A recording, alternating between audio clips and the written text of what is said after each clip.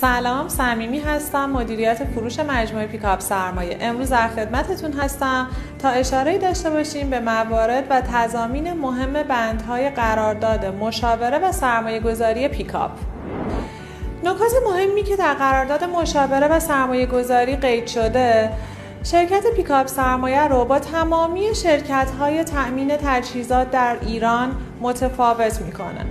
مجموعه ما به صورت رسمی قرارداد 18 ماهه‌ای رو با شما تنظیم میکنه که طبق بندهای قرارداد ما مشاوری رو کنار شما میگذاریم تا تمامی موارد مدیریتی و پرسنلی رو به صورت 0 تا 100 به شما عزیزان آموزش بده.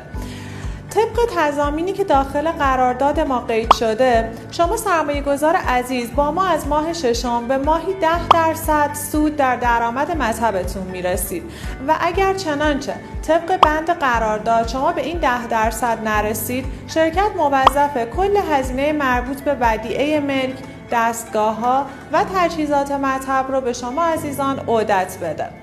3 ماه اول رو پیکاپ سرمایه به صورت کاملا رایگان همراه شماست. در صورت عدم تمایل سرمایه گذاران عزیز بعد از ماه سوم به همراهی شرکت مشاوره پیکاپ میتونن قرارداد خودشون رو فسخ کنن، 40 میلیون تومان جهت هزینه های آموزش در 3 ماه اول به مجموعه پرداخت کنن و بعد از اون پروژه رو به تنهایی ادامه بدن.